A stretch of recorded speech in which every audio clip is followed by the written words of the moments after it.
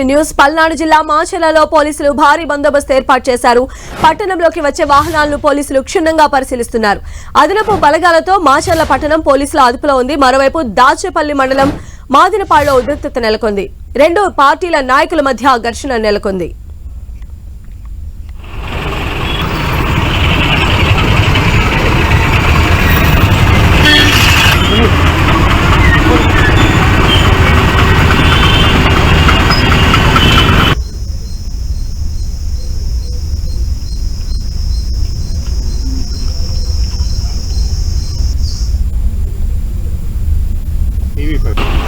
పల్నాడులో రెండు పార్టీల నాయకుల మధ్య ఘర్షణ ఉద్రిక్త వాతావరణానికి దారితీసింది. మరిన్ని అప్డేట్స్ అందించడానికి మా ప్రతినిధి జగదీష్ మనకు అందుబాటులో ఉన్నారు. జగదీష్, ప్రస్తుతం సిచ్యువేషన్ ఏంటి?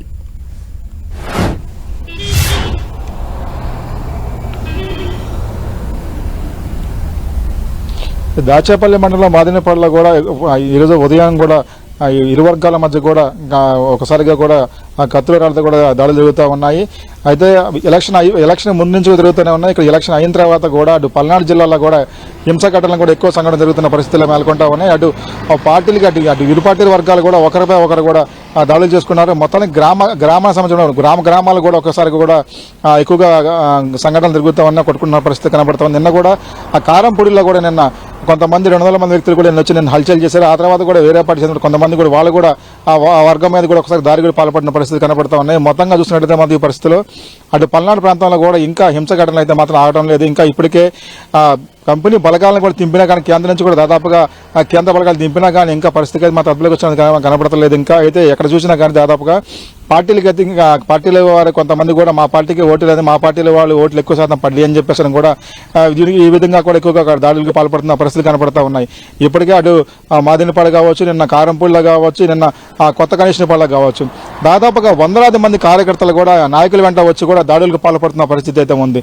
ఈ ఎన్నికలకు కూడా చావురే అంటే నువ్వా నేనా అన్నట్టుగా కూడా జరిగిన నేపథ్యంలో కూడా దాదాపుగా పాత కక్షల నేపథ్యాన్ని కావచ్చు, లేదనుకుంటే మా పార్టీకి ఓటేలని చెప్పిన నేపథ్యం కావచ్చు, ఏదైనా కానీ మొత్తానికి పల్నాడు జిల్లాలో ఇంకా రగులుతూనే ఉందా. ఇప్పటికే కొంతమంది ఎమ్మెల్యేలు కూడా కొంతమంది ఇప్పటికీ హౌస్ అరెస్టులు చేసినా కానీ వాళ్ళకు కూడా ఇప్పటికీ ఇంకా అయితే వాళ్ళ అనుచరులు కూడా ఇంకా కొంత హల్చల్ చేస్తున్న పరిస్థితి నెలకొని ఉంది. ఇప్పటికే అటు కొంతమందిని ఇప్పటికే కొంతమంది అదుపులో తీసుకున్నా కానీ ఇప్పటికి మాచర్ల పట్టణం కానీ మిగతా నర్సరాపేట కానీ మిగతా అన్ని చోట్ల కూడా దాదాపుగా 146 పెట్టారు.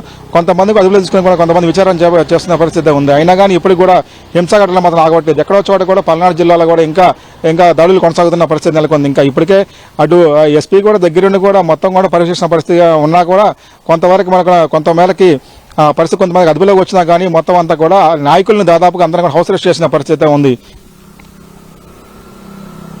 బ్యాక్ ఇట్లాంటి సిచ్యువేషన్స్ అనేవి మనకి కనిపించాయి.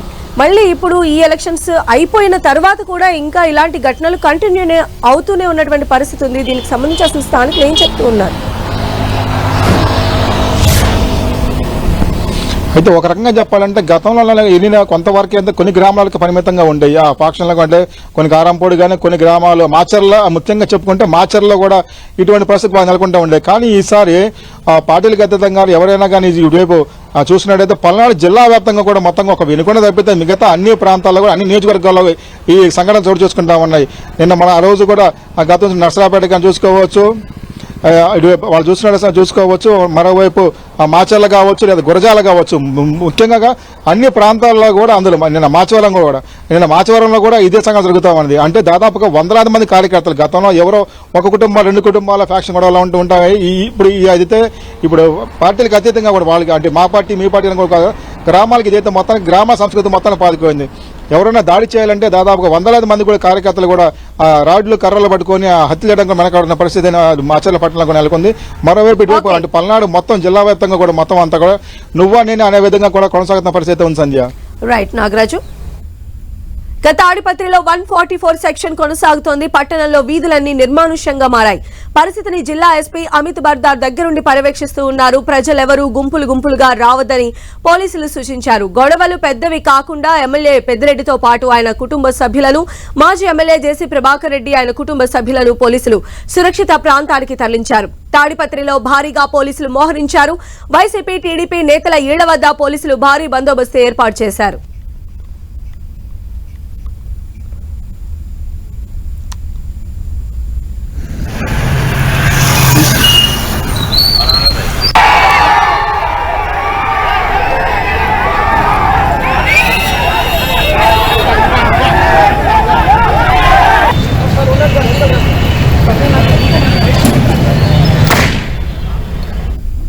ఏలూరులో అర్ధరాత్రి ఉద్రిక్తత చోటు చేసుకుంది. 40వ డివిజన్ లో ఇరు పార్టీల కార్యకర్తల మధ్య ఘర్షణ జరిగింది.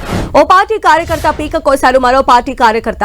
దీంతో బాధితునికి ప్రభుత్వ ఆసుపత్రిలో చికిత్సను అందిస్తున్నారు. దాడి చేసిన వ్యక్తులను అరెస్ట్ చేయాలని, లేకుంటే ప్రతి చర్యలు ఉంటాయని బాధితులు హెచ్చరించారు.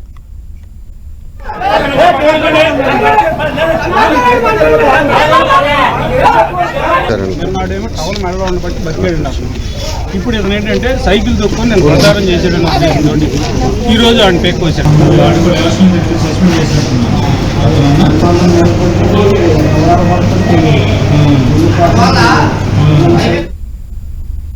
తిరుపతి జిల్లా చంద్రగిరిలో పరిస్థితి నివురుగప్పి నిప్పులా ఉంది. ఈవీఎంలు భద్రపరిచిన పద్మావతి మహిళా యూనివర్సిటీ సమీపంలో నిన్న పులవర్తి నానిపైన దాడి జరిగింది. ఘటనా స్థలానికి చేరుకుని పరిస్థితిని సమీక్షించిన జిల్లా ఎస్పీ కృష్ణకాంత్ పరిస్థితిని అదుపులోకి తెచ్చారు. పులవర్తి నానిపైన దాడికి పాల్పడిన వారిని వెంటనే అరెస్టు చేస్తామని ప్రకటించారు. పోలింగ్ ముగిసిన సమయం నుంచి చంద్రగిరిలో కార్యకర్తల మధ్య దాడులు జరుగుతున్నాయి. ప్రస్తుతం పరిస్థితి అదుపులోకి వస్తోందని పోలీసులు తెలిపారు. మరోవైపు తిరుపతి సమీపంలోని తిరుచానూరు పోలీస్ స్టేషన్ ముందు పులవర్తి నాని సతీమణి సుధారెడ్డి ఆందోళనకు దిగారు. నానిపైన దాడికి పాల్పడిన వారిని అరెస్ట్ చేయకుండా తమ పార్టీ కార్యకర్తలను అకారణంగా అరెస్టులు చేస్తున్నారని సుధారెడ్డి ఆరోపించారు.